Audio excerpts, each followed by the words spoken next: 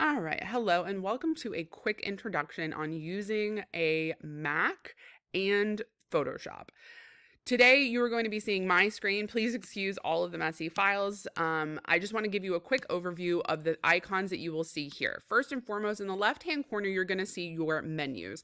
The Apple menu is going to be a good one to be aware of. This is where you are going to log out. You can see that that says log out Emily Scales. That's who I am. I work for Central Services, but I was an Adobe teacher for over 16 years. This is also where you're going to find go to sleep, restart, and shut down. I will tell you that it is really important for you to log out at the end of every class period so that other students are not able to access your information and your files on your computer. Okay. Everything else, like going into the App Store or the system settings, that is set by Central Services, and that will not really help you much. So I would not even bother opening those up.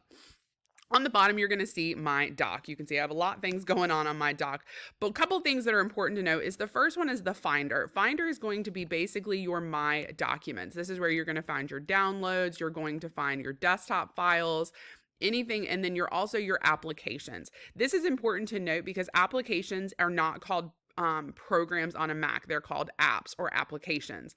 This is where you're going to access all of your programs. You can see that I have a folder down here that allows me to access all of my programs from my doc. If yours does not have this, you're going to want to go into Finder to get that. You'll see that some of them are put in folders. I have a lot of software on mine. So Photoshop, for example, if I double click on here, the icon is available inside the folder. If you want to add an icon to your doc, like Photoshop, I've already got it on mine, but I would simply take this and drag it to my doc and lock it in, which I'm not going to do because I've already locked it in. Red X is going to close a window. The yellow minus sign is going to minimize to your doc, and the green is going to go full screen. I would really encourage you to steer clear of full screen as it takes up a lot more memory when all of your programs are full screen. I'm going to Red X this out and get rid of it. Across the top, you're going to see a lot of different icons and options. You're going to see your date and time. This is to get into your different types of settings, such as display, the volume. It's got your Wi-Fi connections, everything right there. This is a battery because you won't have this on yours. This is a laptop and not a desktop.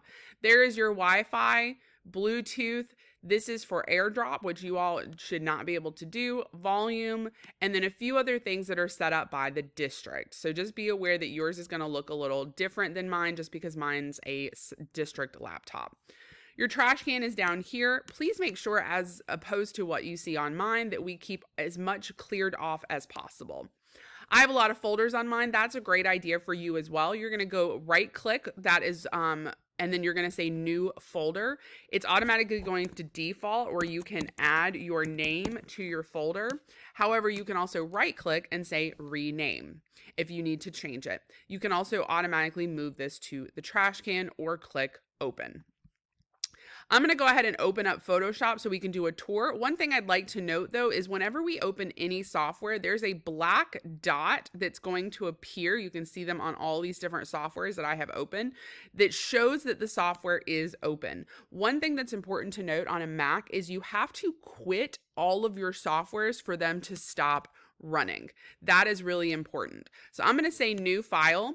And what I want to do is do a quick little overview of starting a new file and then how to use Photoshop, how to use the integration of Photoshop. We're not going to get into all of Photoshop today. First and foremost, you're going to see some presets across the top. For example, I can go to print and get a letter size page if I want to. And then there are templates available for you, though I would steer clear of these because that's really not going to help you much with any of your assignments. On the right side is where the details are going to be set. Preset details is what lets me name my file. So I like to name all of my files with my last name first, then my first name. If I were a student, I'd like to put the period that I'm in, and then whatever the file name is that I'm working on. This is called a file naming convention. So I'm going to call this test just because we're just playing with it this morning. And then you can set the size independently of the preset. So, and you can also determine whether that's done in inches, pixels, centimeters, millimeters, points, picas. I would definitely stick with either inches or pixels, I think that makes more sense. And I'm fine with 5x7 this morning. I can also change the difference between my orientation, and then I can add what are called artboards, which we'll get into later. I'm going to go ahead and click create, and we're going to go ahead and start looking at the way the interface works. Okay, so my interface might look a little different than yours because I have set up mine to suit my needs. This is called a workspace. Underneath window, you will see there is a menu called Workspace, and this is set to Essentials right now. And that's a great one for you all to use. But let's say I wanted to make something different. For example, I don't need comments. I don't need this plugins. I don't need some of these. These don't really help me. I also want my adjustments moved up here so that it's separate from my properties panel.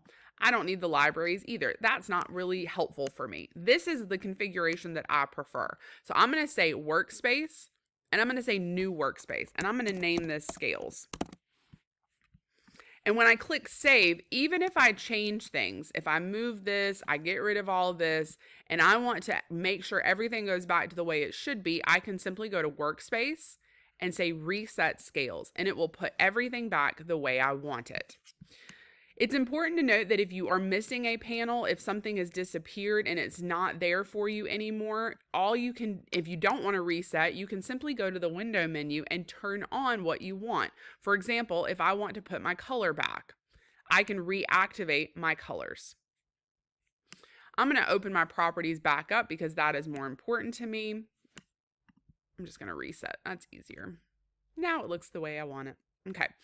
I think properties is a really important panel to have, and we're going to talk about that in a minute. On the left-hand side here, you're going to see there's a toolbar. You can actually undock this toolbar. You can make it wider. You can make it long and skinny. I think that's a personal preference depending on what you prefer. I don't mind my toolbar being floating. I think it's just a matter of what you are comfortable with. But for this purpose, I'm going to reset it back to the dock over here. And I want you to note that on the toolbar, one of the things you'll see is there's small arrows. And if you hover over a tool, it will tell you what that tool's name is. It will give you a quick preview of that tool where you can click on it and it will activate a video. And it will tell you what the keyboard shortcut is. This tool right here, this little box with the W, tells me that that is a keyboard shortcut. And all of them have it. If there's a small arrow, you can either press and hold, or you can simply right click and it will show you all of the tools that are embedded under that tool. Most tools are grouped based on relative things to each other. So for example, all of these are different types of marquee tools. Down, if I go to my text tool, for example, all of these are going to be different text tools to help me with different text.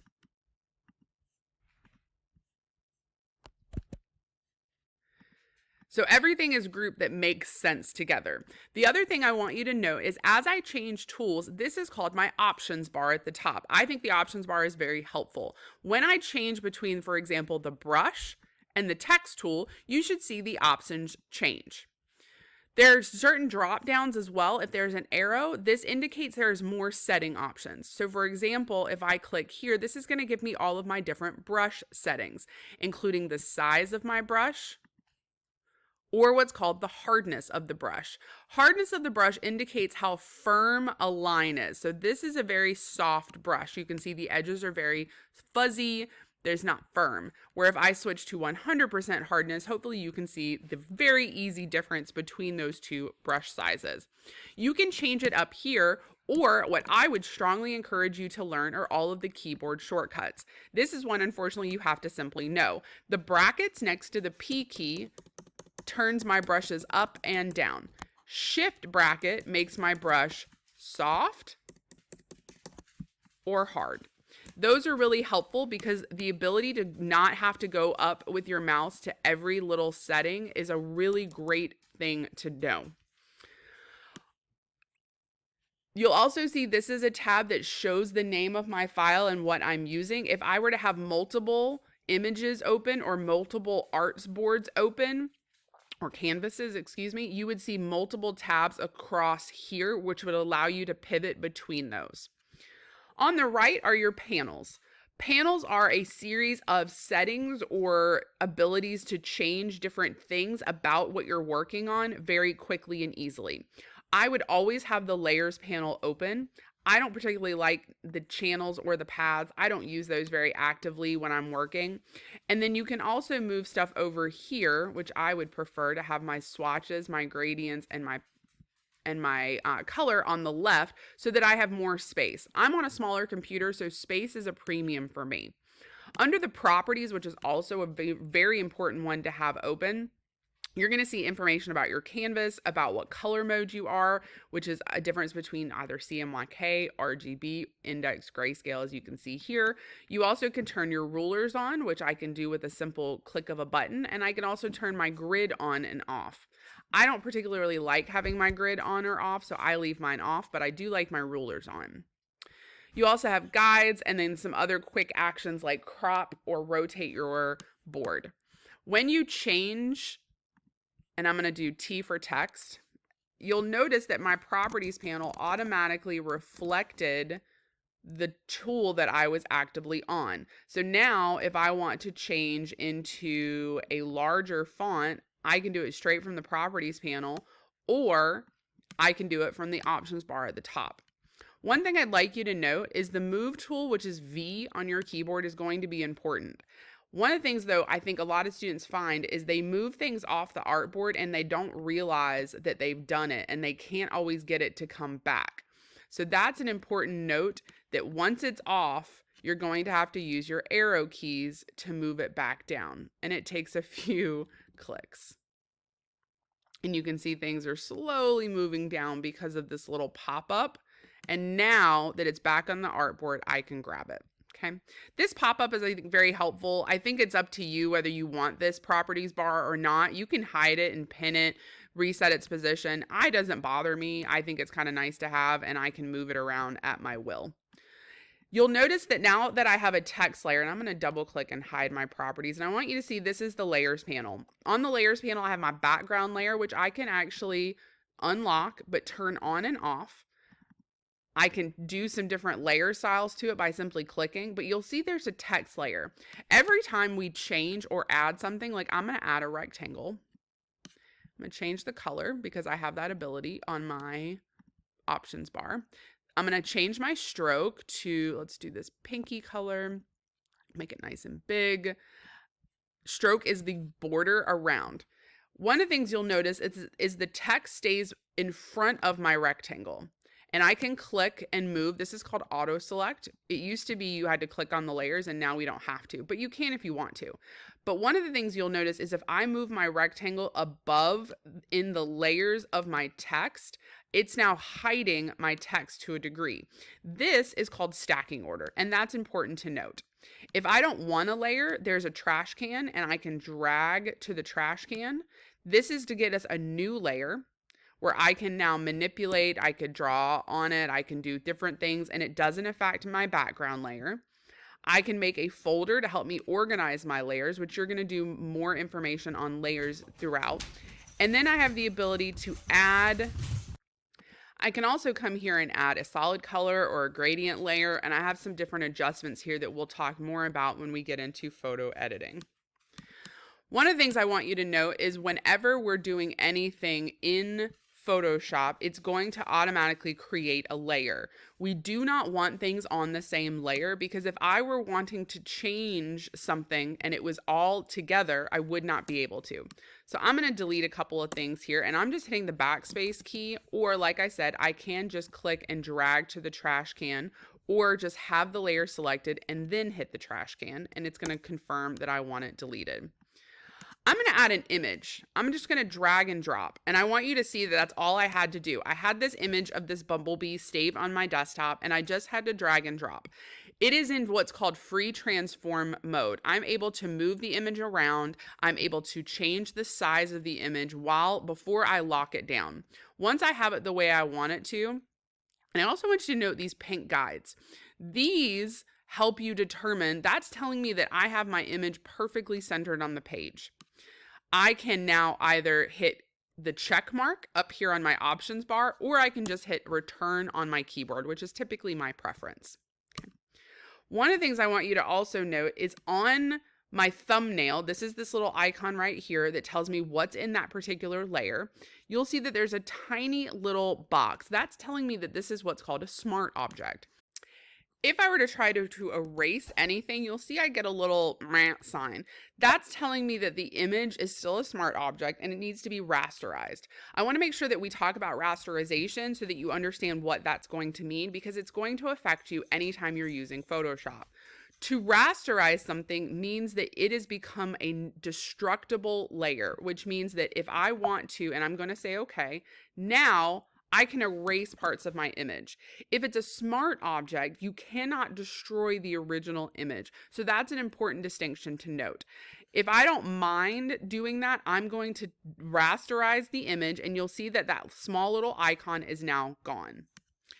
When we're using any type of image, it's important to understand what you're planning to do with it. If you're simply adding images, or if you're trying to manipulate them, cut them out, things like that, you need to make sure that it is not a smart object and that it is rasterized.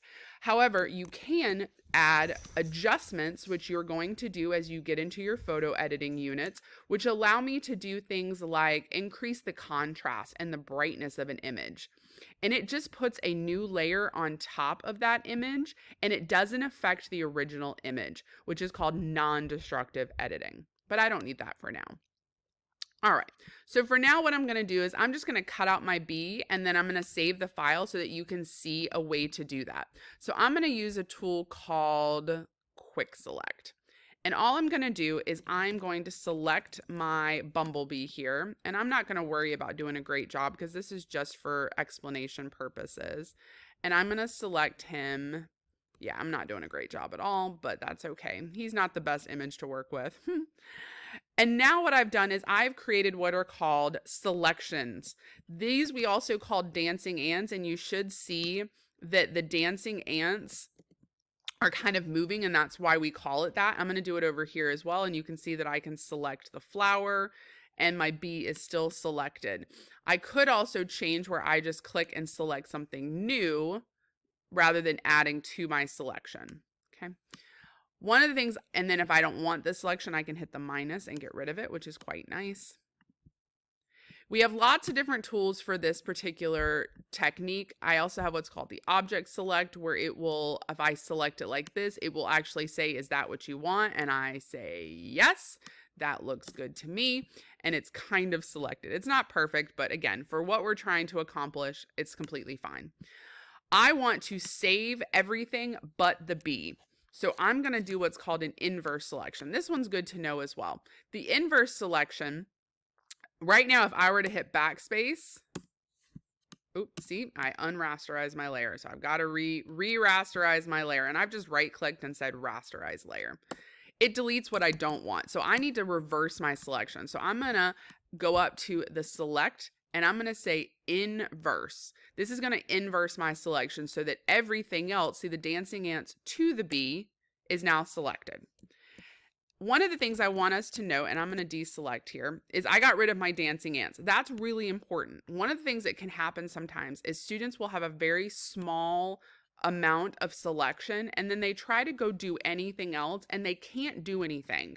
So it's important to always first try to deselect. See how I was able to fill that area? Because the only thing that we can ever work with if you have any selection is what is currently selected. So again, I'm going to hit the brush this time, and you can see the only place that's painting is where I have those dancing ants.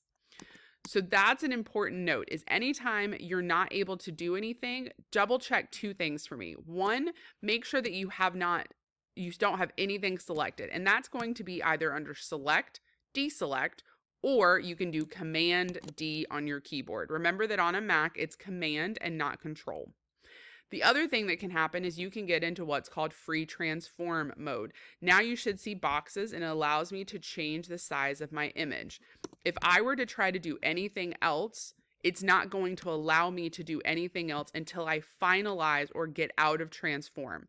You can do this two ways. Again, by clicking the check mark on your options bar or simply hitting return on your keyboard.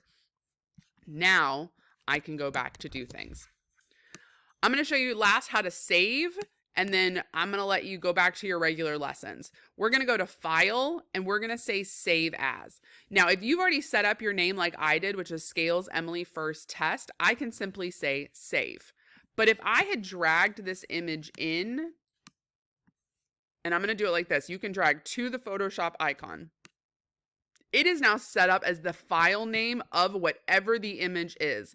And sometimes file names come in as garbage. So we want to make sure that we do a save as. See, it won't even let me do save. Now I can change the name of my file to be whatever I want it to be. This is also going to appear sometimes like this is a very small window, but if you click this arrow, it's going to give you the larger window. And then I can actually make it bigger depending.